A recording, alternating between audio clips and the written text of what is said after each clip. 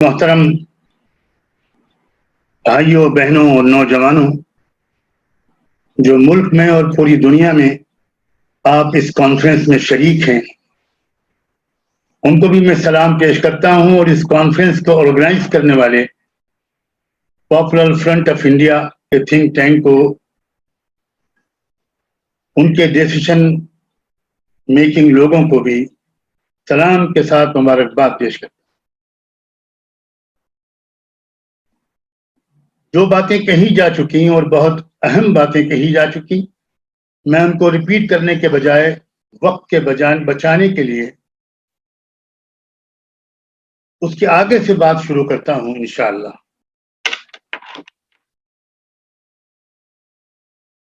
किस कदर जुल्म इस वक्त हो रहा है पूरी दुनिया में और हमारे मुल्क में। हम अपने मुल्क के बराह रास्त जिम्मेदार हैं, तो अगर उस मुल्क से जुल्म को दूर करने और यहाँ इंसाफ के कायम करने की हम फिक्र ज्यादा करें तो इसमें कोई ताज्जुब की बात नहीं।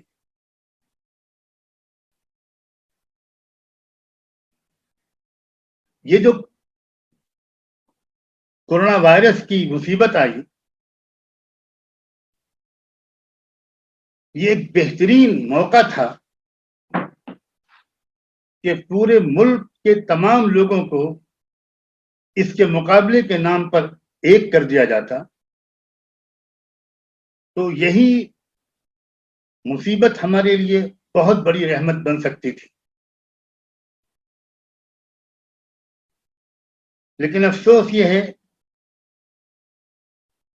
कि जो लोग इस चैलेंज को अपॉर्चुनिटी में कन्वर्ट करने में लीडिंग रोल प्ले कर सकते थे, उन्होंने ही इस मुसीबत को कई गुना ज्यादा बढ़ाने के लिए और अपने फैशिस्ट एजेंडे को आगे बढ़ाने के लिए, अपने ख्वाबों को पूरा करने के लिए नहायत बेशर्मी और बेरहमी के साथ, बल्कि मैं कहूं नंगेपन के साथ इस्तेमाल करना शुरू कर दिया।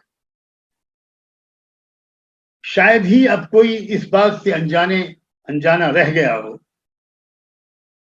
कि कुछ लोग हैं जिनका एक एजेंडा है कि सिर्फ एक रेसिस्ट आइडियोलॉजी, एक नस्ल परस्त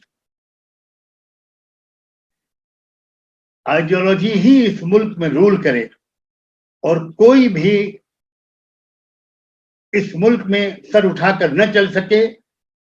जितने लोग मर सके वो मर जाएं। मैं बहुत जिम्मेदारी के साथ ये बात कह रहा हूं, जितने लोगों को मारा जा सके उनको मारा जाए।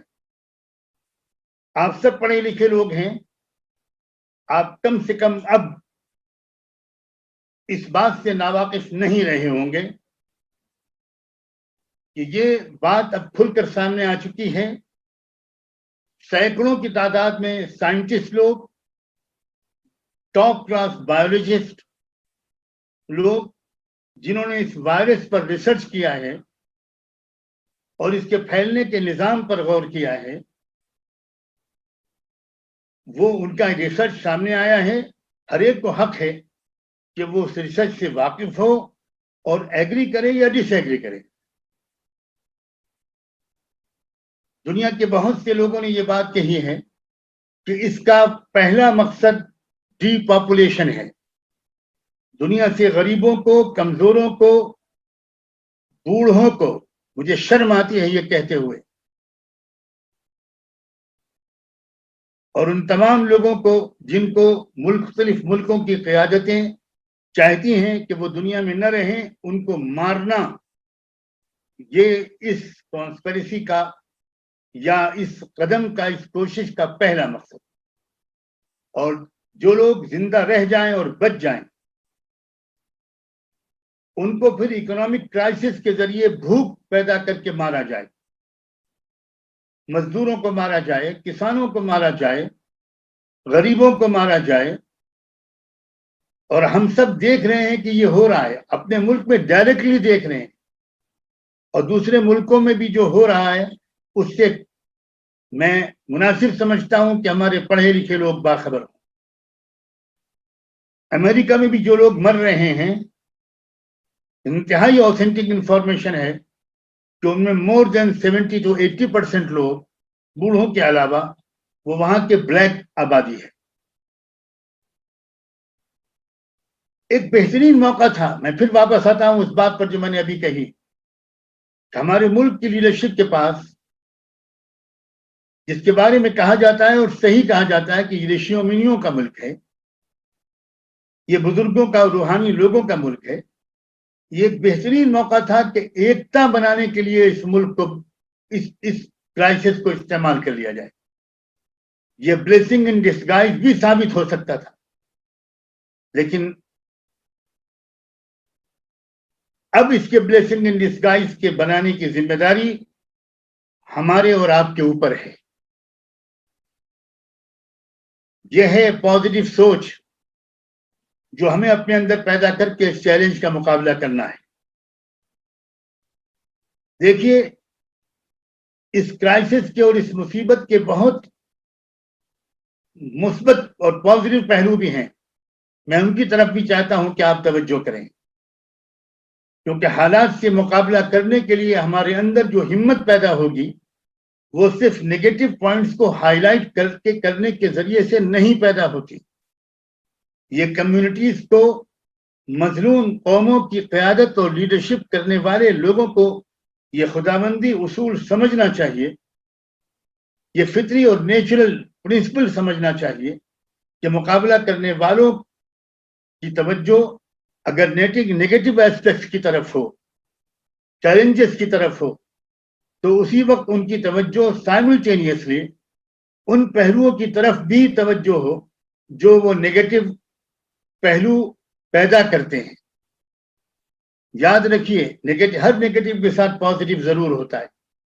ये इस दुनिया का खुदाबंदी तख्लीकी निजाम का एक हिस्सा है।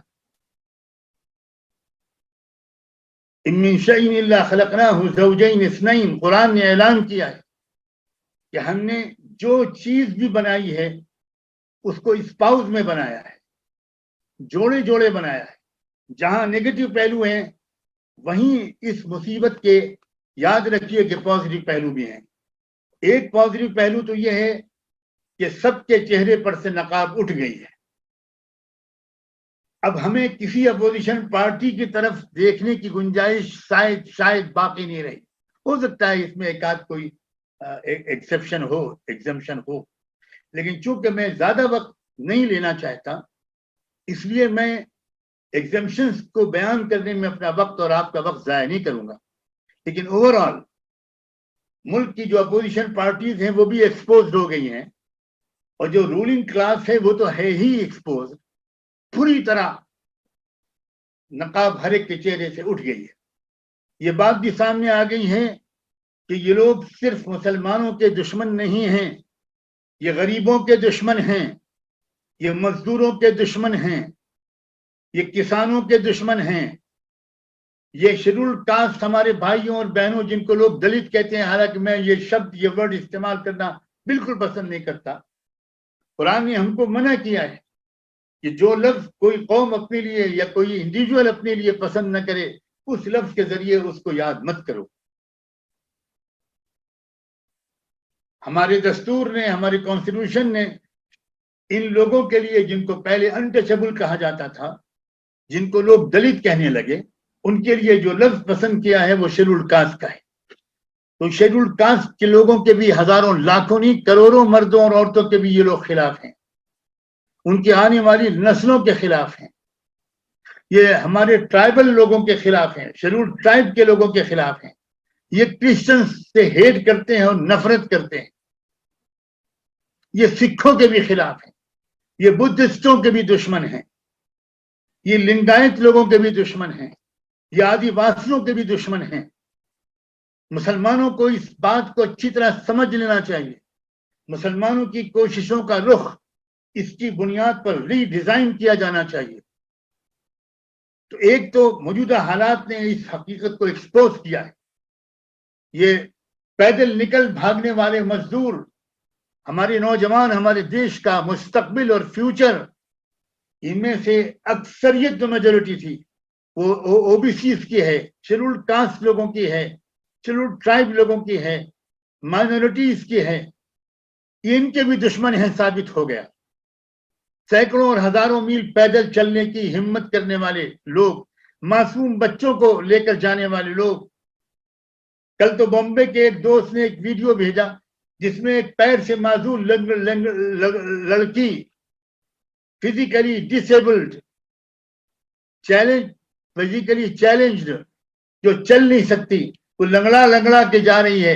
1200 किलोमीटर का सफर करने के लिए निकली है वो अपने माँ बाप के साथ। देखा नहीं जा रहा इन मंजरों को। रेलवे ट्रैक पर हमारे देश के लिए देश के लिए इंडस्ट्रीज में काम करने वाले लोग जान दे रहे हैं। ये सबके दुश्मन है। ये बात भी सामने आ गई। और अब और कुछ बातों को छोड़ते हुए मैं ये बात और भी आपसे कहना चाहता हूं। एक बात अच्छी तरह याद रखिए, ये भी बहुत ही पॉजिटिव एस्पेक्ट है। ये जो इनका कैरेक्टर है, अब तक इन्होंने छुपाए रखा था हिंदू मुस्लिम के नाम से, और बहुत से हमारे नॉन मुस्लिम लोग ये समझे हुए थे कि असल में ये जो ब्राह्मणिकल सोशल ऑर्डर के लिए काम करने वाली ऑर्गेनाइजेशंस हैं और उनके इशारों पर काम करने वाली ये जो हुकूमतें हैं, ये सिर्फ मुसलमानों के दुश्मन हैं। ये जो कोरोना वायरस की वजह से जो लॉकडाउन लगा, उस लॉकडाउन के ये जो पॉजिटिव एस्पेक्ट है, उसने इस बात को साफ साफ बयान कर दिया कि ये गलत था परसेप्शन की ये सिर्फ मुसलमानों के दुश्मन है। ये मजदूरों के भी दुश्मन है, ये किसानों के दुश्मन है, ये ओबीसी के दुश्मन है, ये एससी एसटी के दुश्मन है, ये गरीबों के दुश्मन है, ये लाचारों के दुश्मन है, ये उनकी दुश्मन है जो मेजोरिटी बनाते हैं इस मुल्क का। तो ये माइनॉरिटीज के दुश्मन नहीं है, ये इस मुल्क की मेजोरिटी के दुश्मन है। इस मुल्क में सिर्फ माइनॉरिटीज या एक माइनॉरिटी मजलूम नहीं है, इस मुल्क की मेजोरिटी मजलूम है। ये बात जो मैं 15-20 साल से समझाने की कोशिश कर रहा हूं, ये बात इस कोरोना वायरस ने इस कदर साफ कर दी है कि अगर जरा सा इशारा हमारे लीडर्स इस पहलू पर करते रहें और गरीबों को समझाएं, मजदूरों को समझाएं, एससी